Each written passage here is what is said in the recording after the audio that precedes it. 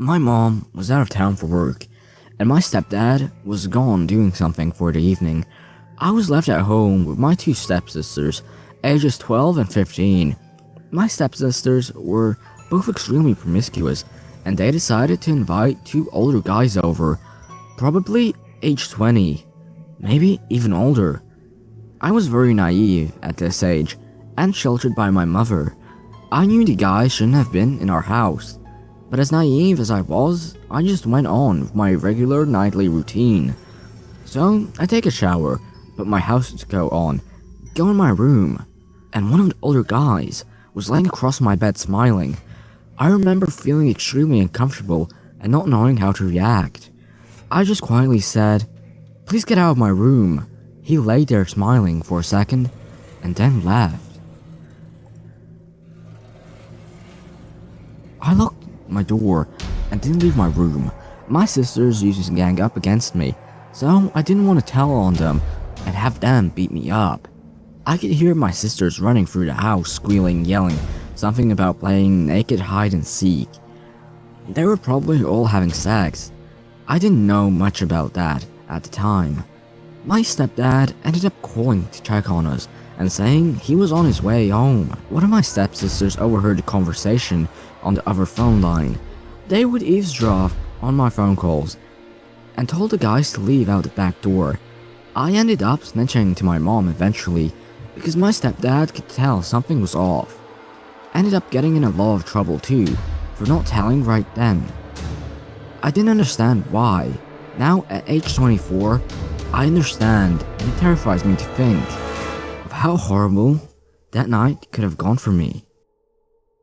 Let me start off by saying that this is not my tale. Believe whatever you want, but I know my dad wouldn't make this up.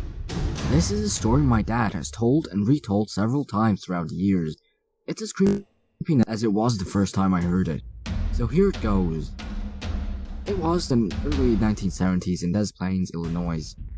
But back then, it was not uncommon to hitchhike.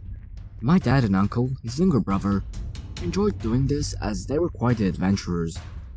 They were both pretty young, in their early teens. They had just gone fishing when they had made their way to a nearby coffee shop parking lot in search of a ride to get close to home. A middle-aged man stopped to pick them up. There was nothing really striking about this guy. He just looked like a typical guy. So they got into the car with him. My dad sat in the passenger seat, while my uncle sat in the middle back seat. Everything was fine until the driver reached his arm toward the back of the car and put his hand on my uncle's knee. My dad's creepometer sounded right away, and as soon as they came to a stoplight, my dad got out of the car and took his brother by the arm and got the hell out of there.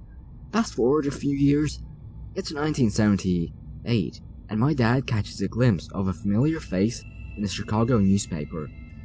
It's the man who had picked them up a few years back.